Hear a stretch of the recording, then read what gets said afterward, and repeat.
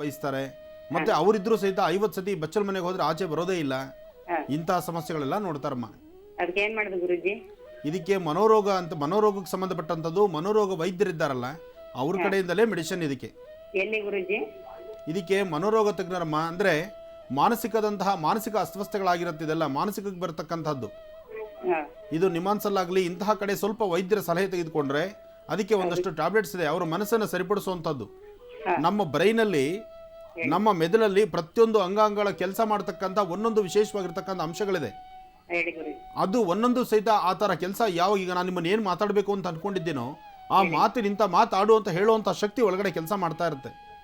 ಹಾಗೆ ಯಾವ್ದಾದ್ರು ಒಂದು ವಸ್ತುನ ಏನಾದ್ರು ಆಹಾರ ತಿಂದರೆ ಇದು ಇಂಥ ರುಚಿ ಇದೆ ಅಂತ ಹೇಳುವಂಥ ಮನಸ್ಥಿತಿನೂ ನಮಗಾಗಿರುತ್ತೆ. ಹಾಗೆ ದೇಹದಲ್ಲಿ ಏನು ಬೇಕು ಏನು ಬೇಡ, ಯಾವಾಗ ನಾವೇನು ಮಾಡಬೇಕು ಮಾಡಬಾರ್ದು ಅನ್ನೋದನ್ನು ನಮ್ಮ ಸೂಚನೆ ಕೊಡುವಂಥದ್ದು ಪ್ರತಿಯೊಂದು ಇದೆ. ಹಾಗೆ ಇವರ ಪರಿಸ್ಥಿತಿಯಲ್ಲಿ ಏನಾಗ್ಬಿಟ್ಟಿರುತ್ತೆ, ಇವ್ರಿಗೆ ಈ ತರಹ ಒಂದು ವೀಕ್ನೆಸ್ ಇದೆ.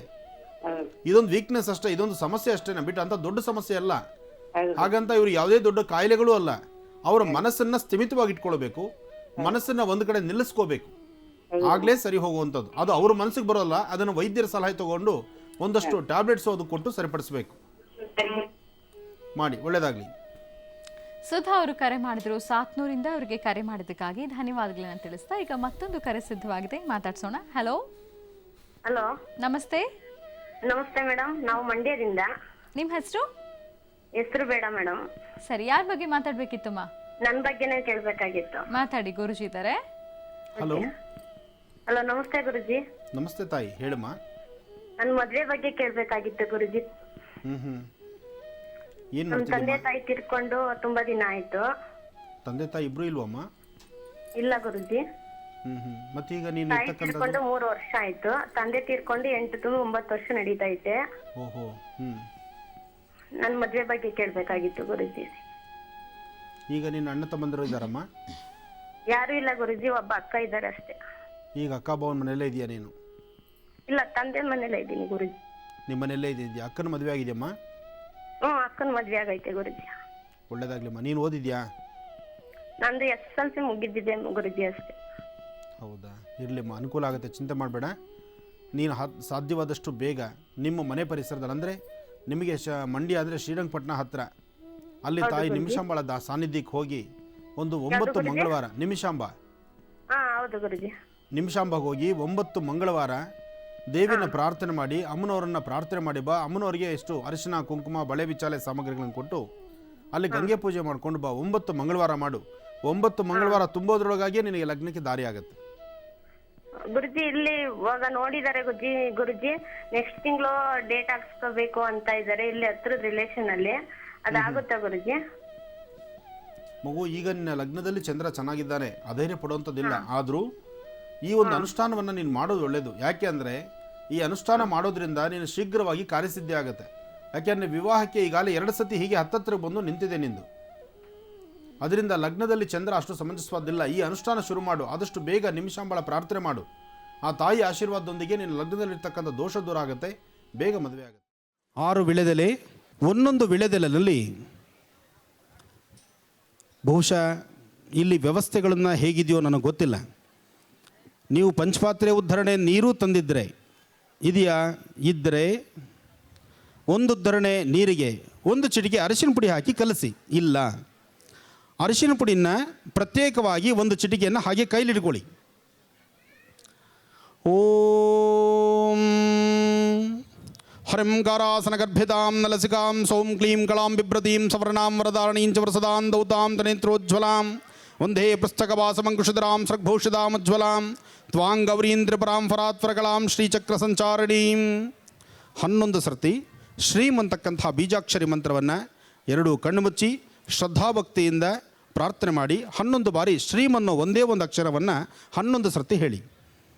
ಓಂ ಶ್ರೀಂ ಶ್ರೀಂ ಶ್ರೀಂ ಶ್ರೀಂ ಶ್ರೀಂ ಶ್ರೀಂ ಶ್ರೀಂ ಶ್ರೀಂ ಶ್ರೀಂ ಶ್ರೀಂ ಶ್ರೀಂ ಶ್ರೀಂ ಶ್ರೀಂ ಶ್ರೀಂ ಶ್ರೀಂ. ಆ ಶ್ರೀಂ ಅಂತಕ್ಕಂತಹ ಬೀಜಾಕ್ಷರಿ ಮಂತ್ರವನ್ನು ಹೇಳಿದ ನಿಮ್ಮ ಕೈಗಳಿಂದ ತೆಗೆದಿಟ್ಟಂತಹ ಪ್ರತ್ಯೇಕವಾದ ಅರಿಶಿನ ಪ್ರತ್ಯೇಕವಾಗಿಡಿ. ಅಂದರೆ 1 ಎಲೆ ಮೇಲೆ ಇಟ್ಬಿಡಿ. ಆ ಎಲೆ ಮೇಲೆ ಇನ್ನು ಉಳಿದಂಥ 5 ಎಲೆಗಳನ್ನು ಅದರ ಮೇಲೆ ಇಡಿ. ಸಾಧ್ಯವಾದರೆ ಅಲ್ಲಿ ಅರಿಶಿನ ಕಲಿಸ್ಕೊಳ್ಳೋದಕ್ಕೆ ನಿಮ್ಗೆ ಅವಕಾಶ ಸಿಕ್ಕಿದ್ರೆ ಕಲಸಿರ್ತಕ್ಕಂತಹ ಅರಿಶಿಣದಿಂದ ಒಂದು ಹೂವಿನ ತೊಟ್ಟು, ಅಥವಾ ಸಾಧ್ಯವಾದರೆ ಇವತ್ತು ಸಂಜೆ ಗೋಧೂಳಿ ಲಗ್ನದಲ್ಲಿ ತುಳಸಿ ಕಾಷ್ಟದಿಂದ, ತುಳಸಿ ಕಡ್ಡಿ, ತುಳಸಿ ಗಿಡದ ಕಡ್ಡಿ, ಅದು ಸಂಜೆ ಸೂರ್ಯಾಸ್ತಮಾದ ಮೇಲೆ ತುಳಸಿ ಗಿಡವನ್ನು ಮುಟ್ಟಬಾರ್ದು. ಸಾಧ್ಯವಾದರೆ ಈಗಲೇ ಮನೆಗೆ ಹೋಗಿ ಒಂದಿಷ್ಟು ತುಳಸಿ ಕಡ್ಡಿಯನ್ನು ಪ್ರತ್ಯೇಕವಾಗಿ ತೆಗೆದಿಡಿ. ಆ ತುಳಸಿ ಕಡ್ಡಿಯಿಂದ ಕಲಸಿರ್ತಕ್ಕಂತಹ ಅರಿಶಿಣದಿಂದ ಒಂದೊಂದು ಎಲೆ ಮೇಲೂ ಶ್ರೀಮ್ ಅಂತಕ್ಕಂತಹ ಬೀಜಾಕ್ಷರವನ್ನು ಬರೀರಿ. ಶ್ರೀಮ್ ಅಂತ ಮಧ್ಯದಲ್ಲಿ ಬರೀಬೇಕು. 6 ಎಲೆಗಳನ್ನು ತುದಿ ಮುಂಭಾಗದಲ್ಲಿ ಮಾಡಿ ವೃತ್ತಾಕಾರವಾಗಿ ಜೋಡಿಸಬೇಕು. 6 ಎಲೆಗಳನ್ನು ವೃತ್ತಾಕಾರವಾಗಿ ಮಾಡಿ ಜೋಡಿಸಬೇಕು. ಶ್ರೀಮಂತ ಬರದಾದ ನಂತರ ವೃತ್ತಾಕಾರವಾಗಿ ಜೋಡಿಸಿ ಅದರ ಮಧ್ಯದಲ್ಲಿ ಬಟ್ಲಡಿಕೆಯನ್ನು ಇಡಬೇಕು. 6 ಎಲೆಗಳನ್ನು ಜೋಡಿಸಿದರ ಮಧ್ಯದಲ್ಲಿ ಬಟ್ಲಡಿಕೆ ಇಡಬೇಕು. ಬಟ್ಲಡಿಕೆ ಇಟ್ಟ ನಂತರ ಅಡಿಕೆಗೆ ನಿಮ್ಮ ಮಧ್ಯದ ಬೆರಳು ನೋಡಿ, ಉಂಗುರದ ಬೆರಳನ್ನು ಅಡಿಕೆ ಮೇಲೆ ಇಟ್ಟು ಫಸ್ಟು ನಿಮ್ಮ ಮನೆ ದೇವರನ್ನ ಪ್ರಾರ್ಥನೆ ಮಾಡಿ. ನೋಡಿ, ಈ ಪ್ರಕಾರವಾಗಿ ಶ್ರೀಮಂತ ಬರೀತಕ್ಕಂಥದ್ದು. ಶ್ರೀಮಂತ ಬರೆದು ಈ ಪ್ರಕಾರ ತೊಟ್ಟು ನೋಡಿ, ಎಲೆಯ ಮುಂಭಾಗ ಆಚೆಗಿರಬೇಕು, ಎಲೆಯ ಹಿಂಭಾಗ ತೊಟ್ಟಿನ ಭಾಗ ಒಳಗಡೆ ಇರಬೇಕು. ಈ ಪ್ರಕಾರ 6 ಎಲೆಗಳನ್ನು 6 ಭಾಗದಲ್ಲಿ ಜೋಡಿಸಬೇಕು. ಶ್ರೀಮಂತ ಬರದಾಗಿ ಮಧ್ಯದಲ್ಲಿ ಬಟ್ಲಡಿಕೆ ಇಟ್ಟ ನಂತರ ನಿಮ್ಮ ಉಂಗುರದ ಬೆರಳನ್ನು ಆ ಬಟ್ಲಡಿಕೆ ಮೇಲೆ ಇಡ್ತೀರಿ. ನಿಮ್ಮ ಗುರು ಹಿರಿಯರ ಪ್ರಾರ್ಥನೆ, ನಿಮ್ಮ ಧರ್ಮದ ಗುರುಗಳ ಪ್ರಾರ್ಥನೆ, ನಿಮ್ಮ ತಂದೆ ತಾಯಿ ಆಶೀರ್ವಾದ, ಜೊತೆಗೆ ನಿಮ್ಮದೊಂದು ಸಂಕಲ್ಪ. ಏನಿರಬೇಕು ಆ ಸಂಕಲ್ಪ? ನಿಮ್ಮ ಮನೋಕಾಮನೆಗಳು ಏನಕ್ಕಾಗಿ ನೀವು ಈ ಕೆಲಸ ಮಾಡ್ತಿದ್ದೀರಿ, ಈ ಅನುಷ್ಠಾನವನ್ನು ಮಾಡೋದರಿಂದ 9 ಕಾಮನೆಗಳನ್ನು ನಾವು ಸಿದ್ಧಿಪಡಿಸ್ಕೊಳ್ಬೋದು. ಈ ವಿಳೆದೆಲೆಯ ಅನುಷ್ಠಾನದಲ್ಲಿ 9 ಕಾಮನೆಗಳನ್ನು, 9 ಇಷ್ಟಾರ್ಥಗಳನ್ನು ಸಿದ್ಧಿಪಡಿಸ್ಕೋಬಹುದು. ಆ 9ರಲ್ಲಿ ಏನೇನು? ಮೊದಲನೇದಾಗಿ, ಮದುವೆ ಆಗದಿರತಕ್ಕಂಥ ಹೆಣ್ಣುಮಕ್ಕಳು 9 ಶುಕ್ರವಾರ ಸಂಜೆ ಗೋಧೂಳಿ ಲಗ್ನದಲ್ಲಿ, ಸಾಯಂ ಸಂಧ್ಯಾ ಗೋಧೂಳಿ ಲಗ್ನದಲ್ಲಿ ಈ ಪ್ರಕಾರವಾದಂಥ ಎಲೆಗಳ ಅನುಷ್ಠಾನವನ್ನು ಮಾಡಿ ಬಟ್ಲಡಿಕೆ ಮೇಲೆ ನಿಮ್ಮ ಹೆಬ್ಬೆರಳನ್ನು ಇಟ್ಟು ಗಣಪತಿಯ ಪ್ರಾರ್ಥನೆ ಮಾಡಿ, ಗೋಪ್ರಾರ್ಥನೆ ಮಾಡಿ, ಅದರ ಮಧ್ಯದಲ್ಲಿ ಅಡಿಕೆ ಮೇಲೆ 1 ಹಿಡಿಯಷ್ಟು ಅಕ್ಕಿಯನ್ನು ಅದರ ಮೇಲೆ ಹಾಕಿ, ಅದನ್ನು ಹಾಗೆ ಅಕ್ಕಿ, ಇರ್ತಕ್ಕಂಥ ಅಡಿಕೆ ಮತ್ತು ವಿಳೆದೆಲೆ ಇದೆಲ್ಲವನ್ನು ಸಹಿತ ಶುಕ್ರವಾರ ಸಾಯಂಕಾಲ ಮಾಡ್ತೀರಿ ಅನುಷ್ಠಾನನ. ಶನಿವಾರ ಬೆಳಗ್ಗೆ ಅದನ್ನು ಹಾಗೇ ಜೋಪಾನವಾಗಿ ಯಾರು ತುಳಿದಿದ್ದಂಥ ಸ್ಥಳಕ್ಕೆ ಹಾಕ್ತೀರಿ. ತುಳಿದಿದ್ದಂಥ ಸ್ಥಳ ಅಂದರೆ ಗಿಡ ಮರಗಳ ಹತ್ರ ಹಾಕ್ತೀರಿ. ಆ ಗಿಡ ಮರಗಳ ಹತ್ರ ಹಾಕಿದಾಗ ನೀವು ಆ ಧಾನ್ಯ ಏನು ಹಾಕಿರ್ತೀರಿ, ಧಾನ್ಯಗಳನ್ನು ಪಕ್ಷಿಗಳು ಅಥವಾ ಕ್ರಿಮಿಕೀಟಗಳು ಆಹಾರವಾಗಿ ತಗೊಳ್ಳುತ್ತೆ. ನಿಮ್ಮ ಇಷ್ಟಾರ್ಥವು ಅಲ್ಲಿ ಸಿದ್ಧಿಯಾಗತ್ತೆ. ಒಂದು, ವಿವಾಹಕ್ಕೆ ಸಂಬಂಧಪಟ್ಟದ್ದು. ಎರಡನೇದು, ಮದುವೆಯಾಗಿ ದಾಂಪತ್ಯದಲ್ಲಿ ಸಾಕಷ್ಟು ಸಮಸ್ಯೆಗಳನ್ನು ಹೊತ್ತಿದ್ದರೆ 24 ಗಂಟೆ ಗಂಡ ಹೆಂಡತಿಯರಲ್ಲಿ ವೈರತ್ವ ಮನೋಭಾವ ಇದ್ದು, ಮನಸ್ಸಿಗೆ ನೆಮ್ಮದಿ ಇಲ್ದಿರ ಅತೀತವಾದಂತಹ ಚಂಚಲತೆ ಮನಸ್ಸಿದ್ದು ನೆಮ್ಮದಿ ಅಂತಕ್ಕಂಥದ್ದನ್ನು ಕಾಣದಿರತಕ್ಕಂತಹ ಸಾಕಷ್ಟು ಕುಟುಂಬಗಳಿದೆ. ಆ ಕುಟುಂಬಗಳು ನೀವು ಮಾಡಬೇಕಾಗಿರ್ತಕ್ಕಂಥದ್ದು, ಒಂದು ಕೆಂಪು ನೀರು, ಒಂದು ತಟ್ಟೆನಲ್ಲಿ ಕೆಂಪು ನೀರು ಮಾಡಿ, ಕೆಂಪು ನೀರಲ್ಲಿ 6 ವಿಳೆದೆಲೆಗಳನ್ನು ಅದೇ ಪ್ರಕಾರ ಆ ನೀರಿನ ಮಧ್ಯದಲ್ಲಿ ಇಡಿ.